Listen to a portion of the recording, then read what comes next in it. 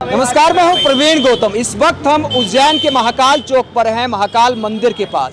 यहां का चुनावी मूड क्या है, चुनावी मुद्दे क्या है, मोदी शिवराज सरकार के विकास कार्यों पर पब्लिक क्या सोचती है, क्या दोबारा से बीजेपी सरकार चाहती है या फिर बदलाव के मूड में है।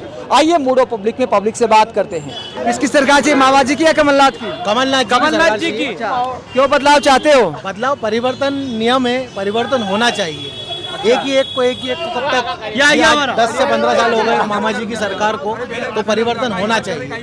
वो तो कह रहे डबल इंजन बहुत बढ़िया काम कर रही है, युवाओं के लिए तो बहुत बल्ले बल्ले हो रखी है, रोजगार दे दिया, बहुत विज्ञापन लगे बड़े बड़े। कमलनाथ जी का ऑटो वाले कोई नौकरी नहीं है। कमलनाथ जी भी अभी छिंदवाड़ा में देखो आप, छिंदवाड़ा में बहुत काम किया है कमलनाथ जी ने। इसी तरह के पूरे प्रदेश में वो काम करेंगे, इसे उम्मीद करते हैं हम उनसे। एमए किसने किया? ई रिक्शा वाले ने। कौन है? सारे ई रिक्शा चलाते हैं।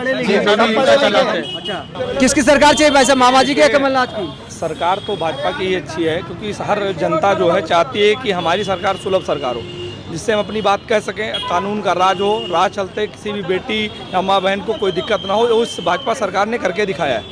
अभी स्वच्छता की बात करिए, आपका इंदौर, अपना इंदौर जो सबसे नंबर 1 स्वच्छता में है। आप उज्जैन में मैं खड़ा हूँ, दर्शन करने आया हूँ। यहाँ उज्जैन की बात करते हैं, यहाँ पे लोग कभी भिड़ने, जो सरकार की बात करता है, कानून का राज होना चाहिए, शिक्षा होनी चाहिए, दवाई होनी चाहिए, पढ़ने के लोगों के लिए आराम से व्यवस्था होनी चाहिए, स्कूल जाने में कोई दिक्कत ना हो, हमारी बहनें और माताएं घर से निकले तो सुरक्षित निकलें, कहाँ जा रही हैं, ये परिवार को कोई चिंता ना हो। ऐसी सरकार हम सभी को चाहिए, जो सरकार मामा जी की सरकार में है। और कह रहे महंगाई बेरोजगारी बहुत कर दी, पब्लिक कहती है।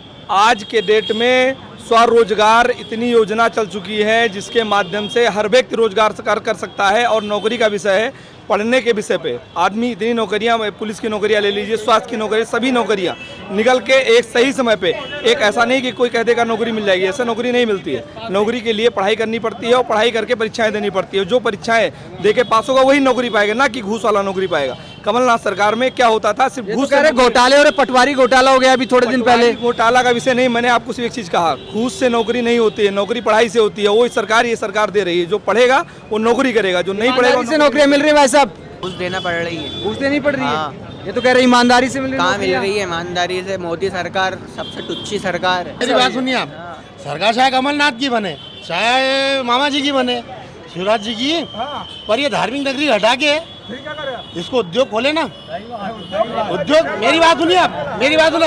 धार्मिक नगरी कहाँ तक? रेलवे स्टेशन तक, रेलवे स्टेशन से नदी तक। उसके बाद में धार्मिक नगरी कहाँ है?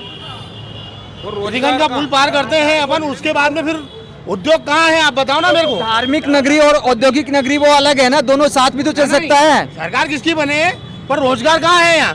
जो देखो वही ई रिक्शा, जो देखो सब्जी का ठेला, वही फ्रूट का ठेला, क्या है? 15-17 हजार ई रिक्शा हो गई है, और सुबह शाम तक और सवारी नहीं मिलती है। 3-4 साहब कह रहे हैं ईमानदारी से नौकरियां दी जा रही है मध्य प्रदेश। किसको नौकरी मिल रही है? उद्योग का तरीका, रोजगार का तरीका, हर व्यवस्थित आदमी स्वरोजगार करेगा, रिक्शा चलाएगा, 10 पैसा रिक्शे में कमाएगा, पढ़ाई करेगा, पढ़ाई करके डीएम एसपी अधिकारी जो भी बनना होगा वहाँ पैसा कमाएगा। हर तरीके से हर सरकार अपने तरीके से सुविधाएं देती है। हम कह रहे हैं ई रिक्शा भी तो रोजगार है, कह रहे हैं ई रिक्शा तो रोजगार कहाँ भाई साहब? 1000 टुकड़े हो गए एक रोटी के, 17,000 ई रिक्शा मायने रखती है ना। 300-400 रुपए ले आओ तो क्या आज के टाइम सब आधा किलो सब्जी 40 रुपए की अभी। अरे 500 रुपए का तो पुलिस वाले चालान ही काटते हैं। कांग्रेस के टाइम पे 45 रुपए की 250 ग्राम तुअर की दाल दी क्या? आज के समय में 45 रुपए की, मतलब 250 ग्राम है, तो आप छोड़ो 45, 90, 180 रुपए किलो, 170 मान लो अपन।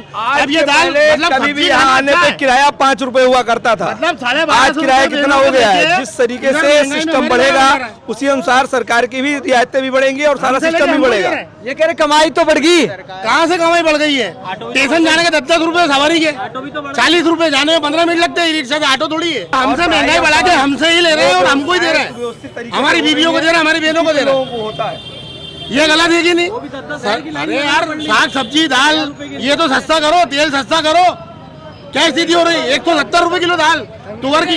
कांग्रेस के टाइम 450 की टंकी थी, 500 की घर में पड़ती थी कांग्रेस को। क्या कह रहे हो? 6,000 रुपए किराया हो गया जब तो होटलें बनी है। बेगम बाग से यहाँ से माता, किराएदार भी परेशान हो रहा है, जो ऑटो वाले भी परेशान हो रहा है। ऑटो इतनी निकाल ली है तो आदमी 10-10 रुपए में स्टेशन लेके जाना बढ़िया। और जबरदस्ती आकांक्षाएं कभी खत्म नहीं हो सकती हैं, वो स्वयं अपने आप अपने रोजगार के माध्यम से आकांक्षाएं ज्यादा ऑटो वाले की मैंने कहा किसी भी व्यक्ति की इच्छाएं खत्म नहीं हो सकती, हर आदमी को बड़ा बनना है, हर आदमी को छोटा बनना है। चलाना चाह रहा है यार, उद्योग खोलो ना उज्जैन में। हमारे पूरी जनता मेरी बात सुनिए भाई साहब, मेरी बात सुनिए। बाबा महाकाल की जगह है, वो उनके घर बैठे हैं, जितनी दाल रोटी मिल रही है उतनी मिल रही है। बाकी जो चाह रहे आदमी भविष्य के लिए वो क्या हो रही है, बच्चों के लिए क्या हो रही है? ये कह रहे इच्छाओं का त्याग करो थोड़ा सा।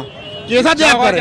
मतलब खाना नहीं खाए, नहीं खाना नहीं खाएंगे क्या? महंगाई कितनी, क्या बच्चों के लिए कुछ छोड़ेंगे नहीं। वार त्योहार आ रहा है, दिवाली आ रही, कपड़े चाहिए, जूते चाहिए, सैंडल चाहिए, कहाँ से लाएंगे?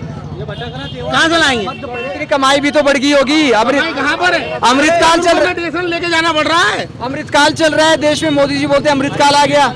यहाँ तो अमृत का झेर बरस रहा है उज्जैन में, मध्य प्रदेश में महाकाल की नगरी में। पुनः मामा की सरकार आना चाहिए, पुनः भारतीय जनता पार्टी की मध्य प्रदेश में सरकार बनने जा रही है। और इसके साथ साथ केंद्र में मोदी जी की भी डबल इंजन की सरकार बनने जा रही है। पहले यहाँ मामा की सरकार और केंद्र में मोदी जी की सरकार, डबल इंजन की सरकार बनने जा रही है।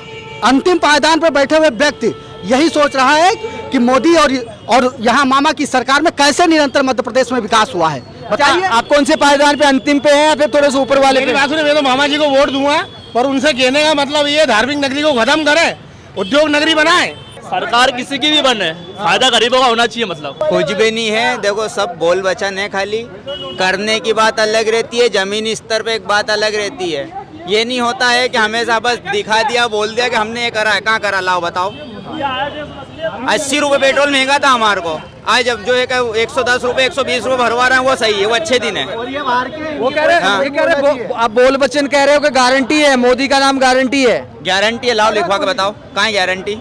वो कह रहे हैं कि भ्रष्टाचार खत्म करने की गारंटी, रोजगार की गारंटी, गरीबी दूर करने की गारंटी। मोदी जी इतना तो बोलते हैं। 2 मिनट में बताऊं आपको, ये कह रहे थे नहीं, हर हर मोदी घर घर मोदी।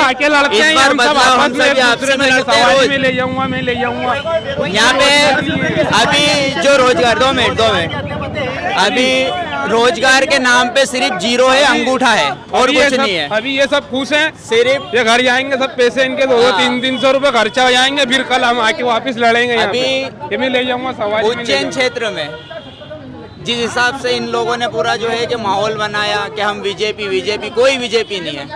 इस बार जो है कि उज्जैन उत्तर से भी और दक्षिण से भी, दोनों तरफ से सुपड़ा साहब है। किसका? ये कह रहे सुपड़ा साहब है बीजेपी का। अरे इस बार मामा की सरकार, चाचा का वोट मोदी को, ये जिताएगा अकेला एक वोट से। वो तब चाचा का वोट शिवराज को जाएगा। चला ना काम धंधे में भाई साहब, हाथ जोड़े तो ये ऑटो वालों का दर्द है और उनका कहना है कि रोजगार के नाम पर इस वक्त शहर में ई रिक्शा ही सबसे बड़ा माध्यम बन गया है युवाओं के लिए। हजारों की संख्या में युवा ई रिक्शा चलाते हैं क्योंकि रोजगार की भारी कमी है। तो आपको ग्राउंड रिपोर्ट दिखाते रहेंगे, आप देखते रहे पब्लिक मीटर। अगर आप हमारे पत्रकारिता को पसंद करते हैं तो थैंक्स के ऑप्शन का इस्तेमाल करें, चैनल को लाइक करें, सब्सक्राइब करें। नमस्कार।